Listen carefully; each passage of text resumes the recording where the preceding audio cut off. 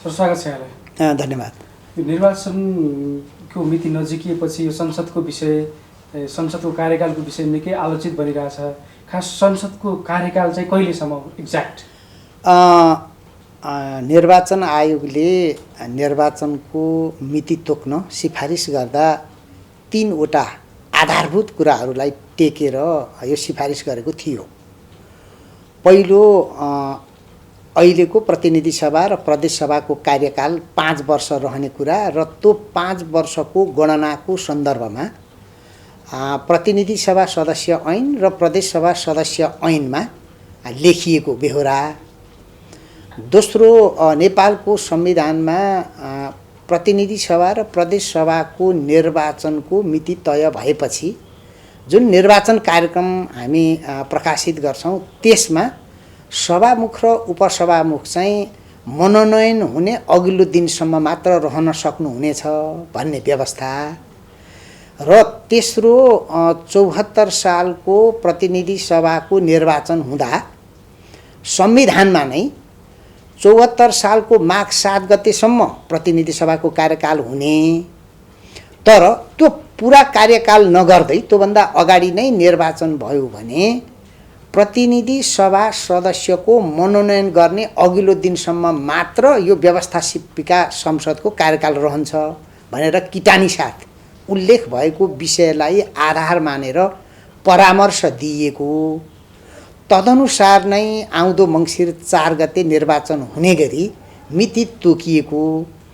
त्यसकै आधारमा निर्वाचन आयोगले आउँदो असोजको 2 गतेदेखि प्रतिनिधि सभा र प्रदेश सभाको दुवैतर्फको बन्द सूचीको मनोनयन प्रारम्भ गर्ने गरी मिति तय गरेर राजपत्रमा समेत सूचना प्रकाशित गरिसकेको हुनाले अन्यथा निर्णय भएमादेखि बाहेक अहिलेकै संविधान, अहिलेकै कानुन, अहिलेकै आयोगको बुझाइ र आयोगले परामर्श दिँदा उल्लेख गरेका र विश्लेषण गरेका कुरालाई हेर्दा यो म्याद चाहिँ असोज 1 गतेसम्म मात्रै हो भन्ने हाम्रो बुझाइ छ।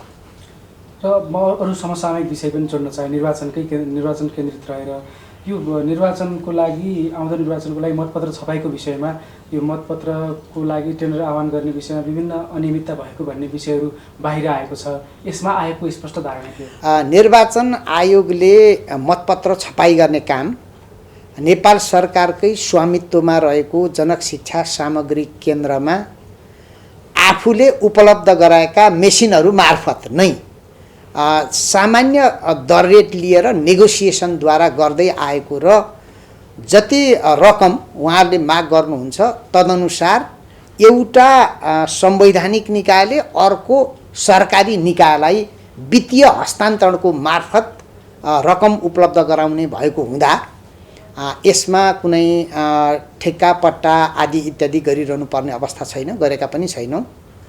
जहाँसम्म निर्वाचन सामग्रीको खरिदको विषय छ, यसमा स्थानीय तहको निर्वाचनदेखि नै आयोगले एउटा मानक स्थापित गरेको छ। त्यो के हो भने हाम्रो खरिद ऐन अनुसार र सार्वजनिक खरिद अनुगमन कार्यालयको जुन विज्ञापन गर्नुपर्ने पद्धति छ तदनुसार बिडिङ गर्ने र बिडिङ गर्ने मध्ये सबैभन्दा कम लागतमा, यसलाई हामीले लागत प्रभावकारिता भनेका छौँ, कम लागतमा जसले सामान उपलब्ध गराउँछु भन्छ त्यही कम्पनीलाई आवश्यक पर्ने अन्य कागजात संलग्न गर्न लगाई सामान उपलब्ध गराउने भन्ने एउटा नीतिगत निर्णय जस्तो हामीले गर्यौं। तदनुसार नै स्थानीय तहको निर्वाचन सम्पन्न भयो र त्यो तुलनात्मक रूपले मितव्ययी पनि भएको छ, सामग्री व्यवस्थापनका हिसाबले पनि। यो निर्वाचनको निम्ति पनि अहिले हामीले त्यही प्रक्रिया प्रारम्भ गरेका हौं। भर्खरै टेन्डरहरू स्वीकृत भएका छन्। सबभन्दा कम लागत अनुमान भएका, सबभन्दा कम दाबी गर्नेहरूको नै स्वीकृत गरिएको छ।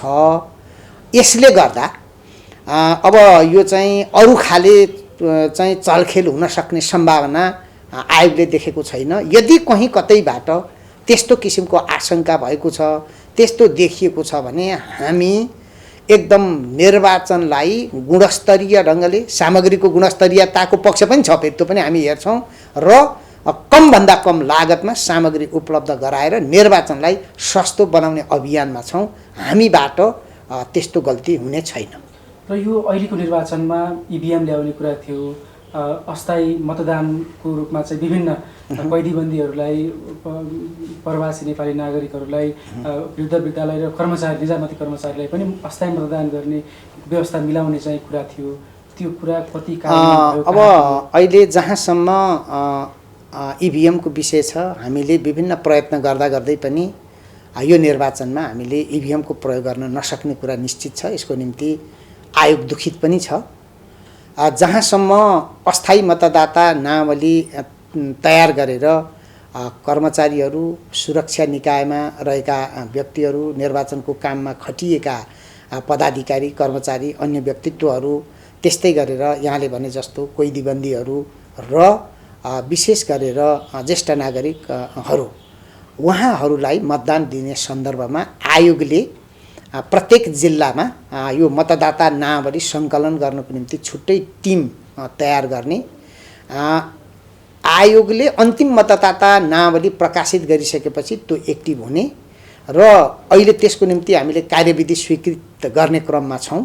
मैले के ढुक्क गराउँछु भने बिना झन्झट मतदाता नावलीमा नाम भएका, अन्तिम मतदाता नावलीमा नाम भएका र विभिन्न ठाउँमा खटिएका व्यक्तिहरूले आफू खटिएकै ठाउँबाट मतदान गर्न पाउनुहुन्छ। तर उहाँहरूलाई मतदान गर्न चाहिँ हामीले समानुपातिक तर्फ प्रतिनिधि सभा सदस्यको समानुपातिक तर्फको मतदान मात्रै गर्न दिने गरी व्यवस्था गर्न सक्छौँ। त्योभन्दा बढी गर्न सक्ने अहिले हाम्रो स्रोत, साधन, क्षमता आदि इत्यादिले छैन। जे भए पनि यो एउटा संवैधानिक अधिकार उहाँहरूले पनि प्रयोग गर्न पाउनुहुन्छ। जस्तो विभिन्न चाहिँ विद्हरूका अनुसार संविधानविद, अब निर्वाचनसँग सम्बन्धित अनुभव सङ्घालेका व्यक्तिहरूले पनि अहिलेको निर्वाचनमा 10 अर्ब बढीको बजेट छ, प्रस्ताव गरिरहेको छ निर्वाचन आयोगले सरकारलाई। यत्रो बजेट हुँदाखेरि अनियमितता हुने सम्भावना बढी छ भन्ने टिका टिप्पणी कसरी बढिएको छ?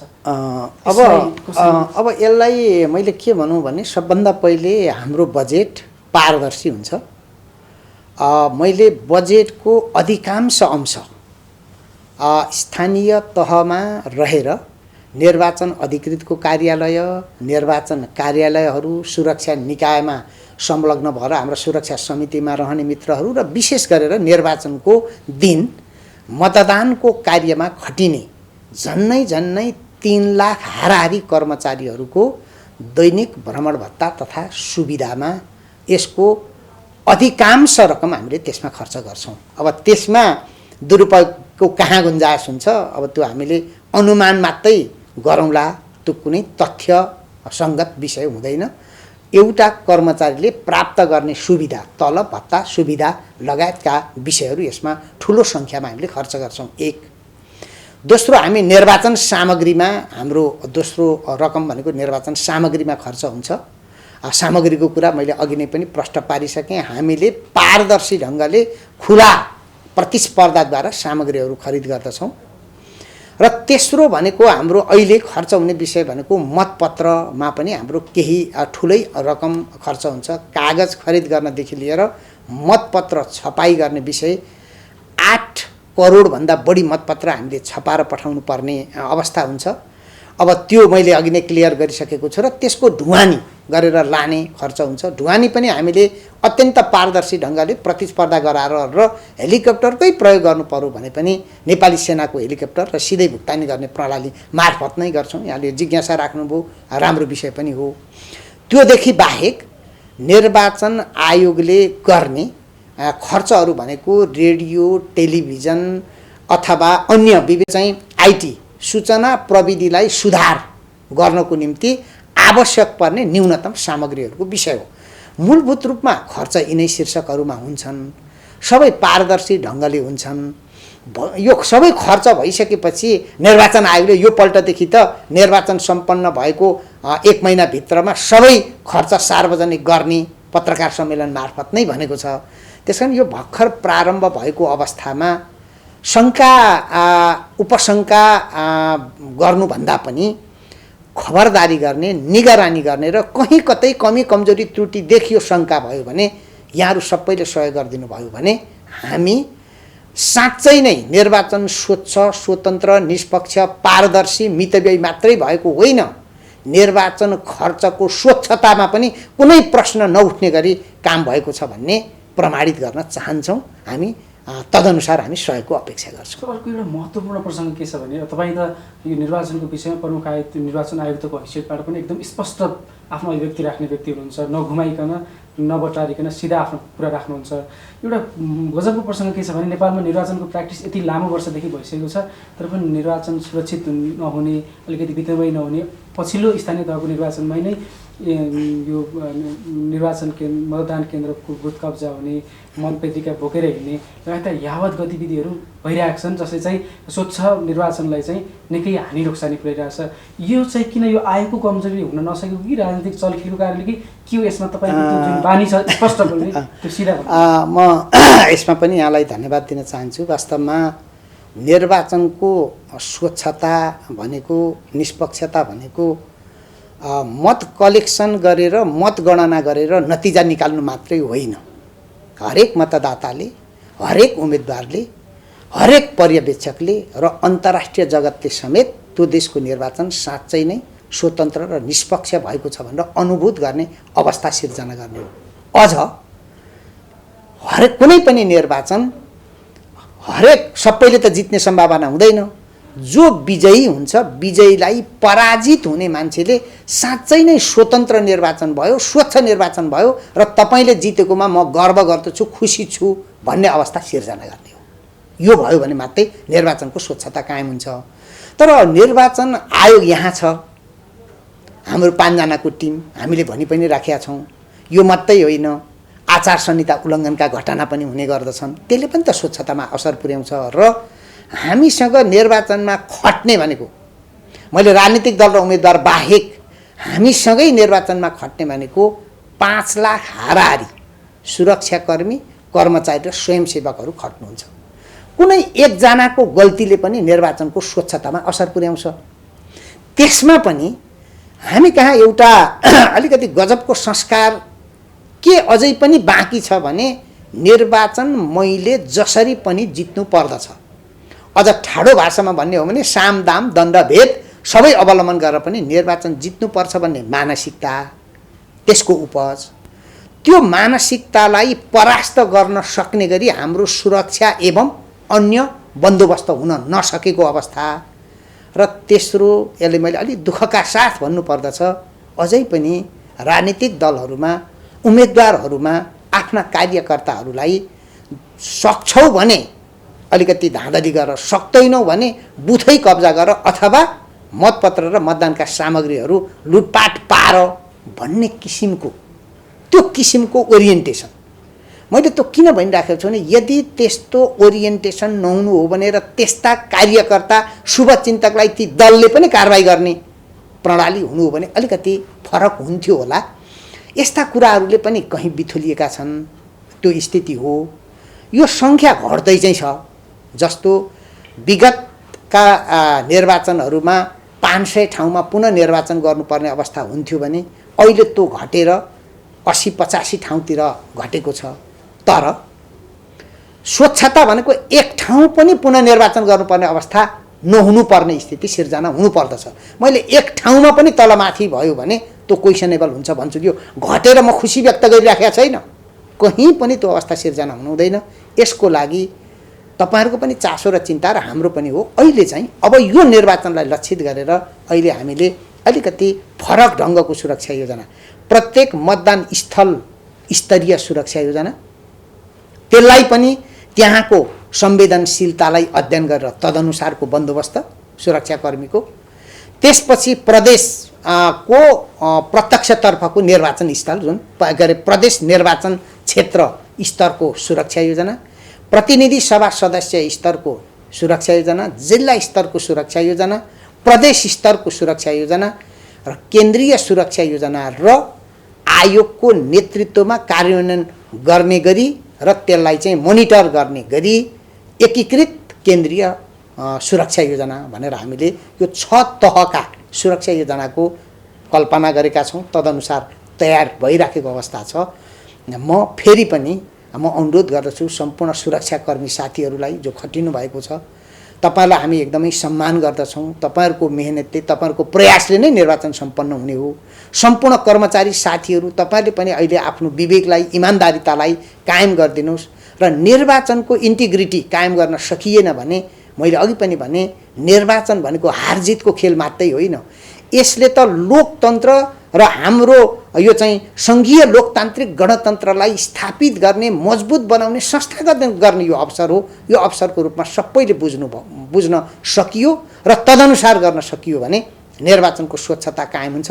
मैले 100% स्वच्छताको कुरा गरिराखेको छैन, 100% निष्पक्षताको कुरा पनि गरिराखेको छैन, तर यो 79% ठिक थियो भन्ने प्रमाणित गर्ने गरी हामी गर्छौँ। एका दुई ठाउँमा भएका सामान्य घटनाले समग्र निर्वाचन माथि नै लान्छित हुनुपर्ने अवस्था चाहिँ कहीँ कतैबाट नभइदियो हुन्थ्यो भन्ने मेरो आग्रह छ। घटना के हो भने हामीले धेरै मतदाताको समस्या भोगिरहेका छौँ पछिल्लो निर्वाचनहरूमा। यो मतदाता शिक्षालाई अझै प्रभावकारी बनाउनको लागि आयोगले के तयारी गरिरहेको छ? मतपत्र कहिले छ? अहिले चाहिँ मतबदरको अवस्था वास्तवमा साह्रै पेचिलो स्थिति हो। पहिले त मतदातालाई मतदान स्थलसम्म पुर्याउन पनि हामीले ठुलै मेहनत गर्नुपर्छ। पुगेर उसले गरेको मतदान गर्दा पनि उसको मेहनत छ, अनि लास्टमा गणना गरिदिँदाखेरि चाहिँ त्यो बदर भइदियो भनिसकेपछि यसलाई हामीले एकदम दुर्भाग्य भन्छौँ। यो शून्य हुनुपर्दछ, तर संसारभरि शून्य गराउन सकिने अवस्था छैन। जस्तो हामी इभिएममा गएका भए त्यो हुन्थ्यो पनि, अब त्यो सम्भावना छैन। तैपनि यसलाई घटाउने सन्दर्भमा यो निर्वाचनमा आयोगले एउटा डिजिटल मिडियाको व्यापक प्रयोग गर्ने, त्यो पहिलेको भन्दा बढी नै प्रयोग हुन्छ। एक, दोस्रो, राजनीतिक दलहरूलाई पनि मतदान गर्ने तरिकाबारे पनि मलाई मतदान गर्नुहोस् त भन्नु होला उम्मेदवारहरूले, तर मतदान यसरी गर्नुहोस्। आखिरी त्यो मकै मतदान बिग्रिने त हो होइन, बदर हुँदाखेरि त उहाँको पनि त बदर हुने हो। त्यसमा त्यो पनि उहाँहरूलाई गर्नको निम्ति हाम्रा सामग्रीहरू उपलब्ध गराउने र त्यो प्रचार प्रसारमा, उहाँहरूको प्रचार प्रसारमा यसलाई पनि जोड्ने। हामीले भर्खरै विभिन्न गैर सरकारी संस्थाहरूसँगको पनि बैठक गऱ्यौँ। विभिन्न गैर सरकारी संस्थाहरू मार्फत, निजी क्षेत्र मार्फत पनि प्रचार प्रसारको अभियानलाई अगाडि बढाउने र प्रत्येक स्थानीय तह स्तरबाट, अहिले हामीले अलिकति स्थानीय तहमा फोकस गरेका छौँ, त्यहाँ हामीले हाम्रा कर्मचारी, हाम्रै भनेको स्थानीय तहका कर्मचारी जो निर्वाचन सम्पर्क व्यक्ति हुनुहुन्छ उहाँहरूलाई पनि परिचालन गर्ने र स्थानीय तहका विभिन्न सङ्घ संस्था निकायहरू पनि परिचालन गर्ने गरी आवश्यक तयारी गरेका छौँ। अलिकति बढी फोकस चाहिँ सामाजिक सञ्जालको पनि प्रयोग गर्ने र यो चाहिँ यो धेरै जसो चाहिँ रेडियो, टेलिभिजन, पत्र पत्रिका लगायत आम सञ्चार माध्यमलाई प्रयोग गर्ने नीति नै छ। हाम्रो यो निर्वाचनमा अलिकति यसलाई स्पष्ट पनि पारौँ, यो निर्वाचन शिक्षा पनि हो। अहिलेको मतपत्र हामीले 4 किसिमका मतपत्रबाट मतदान गर्नुपर्ने हुन्छ। पहिलो मतपत्र प्रतिनिधि सभाको चाहिँ प्रत्यक्षतर्फको मतपत्र हुन्छ र त्यसमा जतिजना उम्मेदवार हुनुहुन्छ त्यति नै निर्वाचन चिन्हहरू हुन्छन्। एकजनालाई मात्रै मतदान गर्ने हो, त्यसमा कुनै दुविधा हुँदैन। त्यसपछि हाम्रो प्रतिनिधि सभाको समानुपातिक तर्फको मतपत्र हुन्छ, त्यहाँ सबै दलका चाहिँ चिन्हहरू हुन्छन्। एउटा मात्रै त्यहाँ मतदान गर्नुपर्छ, एउटा चिन्हमा मात्रै, आफूलाई मनपर्ने चिन्हमा। त्यसपछि हामी तेस्रो चाहिँ चरणमा पुग्छौँ, प्रदेश सभाको प्रत्यक्षतर्फको मतपत्र हुन्छ। त्यहाँ पनि जतिजना उम्मेदवार हुनुहुन्छ त्यति नै चिन्ह हुन्छन्, त्यही चिन्हमा, एउटा चिन्हमा मात्रै मतदान गर्नुपर्ने भएको हुनाले त्यत्रो दुविधा हुँदैन। र त्यसपछि प्रदेश सभाको समानुपातिक तर्फको मतपत्र हामी दिन्छौँ। त्यसमा प्रत्येक प्रदेशमा फरक फरक चिन्हहरू हुन सक्दछन्, किनभने कतिवटा दलले भाग लिन चाहनु भएको छ त्यसको आधारमा, र त्यहाँ पनि एउटा मात्रै छाप लगाउनु पर्ने भएको हुनाले र भर्खरै सम्पन्न स्थानीय तहको निर्वाचन जहाँ यी सबै कुराहरू बन्दोबस्त थिएनन्। साँच्चै भन्नुहुन्छ भने मतपत्र अत्यन्त क्लिष्ट थियो। एउटै कागजमा 7-7वटा मतपत्रहरू थिए र कहाँ कसरी मतदान गर्ने भन्ने कुरा पनि वास्तवमा अन्यल नै हुन्थ्यो। त्यस्तो मतदान कार्य त सम्पन्न गरिसकेका हाम्रा मतदाताले विवेक पुर्याउनु भयो भने यो मतपत्र बदर हुने दर अत्यन्त न्यून हुनेछ। आयोगको प्रयास यसलाई 1% भन्दा कम पुर्याउने, शून्य यसमा पनि मैले दाबी गरिनँ, 1% भन्दा कममा झार्ने आयोगको प्रयत्न छ। अब अन्त्यमा अब निर्वाचनलाई स्वच्छ वातावरणमा सञ्चालन गरी सत्य नतिजा ल्याउनको लागि आयोगको संक्षेपमा समग्रमा के तयारी भइरहेको छ त्यति अहिले हामी आयोगको यो सम्पूर्ण निर्वाचन तयारीकै व्यवस्थापनको तयारीकै काममा छौँ। समानुपातिक तर्फको त हाम्रो धेरै कार्यक्रम अगाडि बढिसकेको छ। आजै हामीले यो सन्देश पनि तपाईँ मार्फत दिइहालौँ, सायद यो पहिलो हो। आजै हामीले प्रतिनिधि सभा र प्रदेश सभाको यो चाहिँ पहिलो हुने निर्वाचित हुने प्रणालीतर्फको कार्यक्रम स्वीकृत गऱ्यौँ। त्यो चाहिँ असोजको 23 गतेदेखि यो चाहिँ 26 गते सम्पन्न गर्ने गरी यो 4 दिनको डिटेल कार्यक्रम पनि आज स्वीकृत भएको छ। यो आजै भोलि नै हामी राजपत्रमा प्रकाशित गर्न पनि पठाउँछौँ र यो लगायत अहिले समग्र व्यवस्थापनका काममा र खास गरेर हामी 3वटा एकदमै हामीले लागेका विषय 3वटा छन्।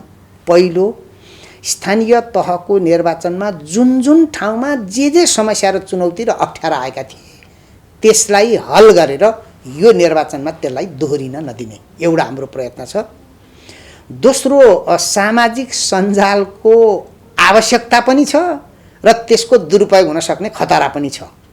यसलाई निर्देशित गर्न, नियन्त्रित गर्न, व्यवस्थित गर्न, प्रभावकारी बनाउन र सामाजिक सञ्जालको प्रयोगबाट हुन सक्ने निर्वाचनलाई अलिकति दूषित बनाउन सक्ने अवस्थाको अन्त्य गर्नको निम्ति कस्तो रणनीति, प्रक्रिया, पद्धति अवलम्बन गरेर जान सकिन्छ भन्ने दोस्रो हाम्रो विषय छ भने, तेस्रो, निर्वाचनप्रतिको जागरण, निर्वाचनप्रतिको विश्वास, मैले मतदान गर्नुपर्छ भन्ने भावना र समग्र एउटा चाहिँ यो निर्वाचन मैत्री एउटा चाहिँ वातावरण तयार गर्नको निम्ति विभिन्न सरोकार, राजनीतिक दल, उम्मेदवार, सरोकारवालाहरू, सङ्घ संस्था, निकाय, आम सञ्चार माध्यम जति छन्, यी सबैलाई निर्वाचनको यो महाअभियानमा कसरी होम्न सकिन्छ, लान सकिन्छ र यहाँले भने जस्तै निर्वाचनलाई स्वच्छ, स्वतन्त्र र निष्पक्ष ढङ्गले र अलिकति आम सहभागितामा यसलाई कसरी लान सकिन्छ भन्ने कुरालाई केन्द्रित गरेर आयोगले आफ्ना कामहरू गरिराखेको छ। म सबैको सहयोगको अपेक्षा पनि गर्दछु र निर्वाचनमा सहभागिताको निम्ति फेरि अपिल पनि गर्दछु। धन्यवाद।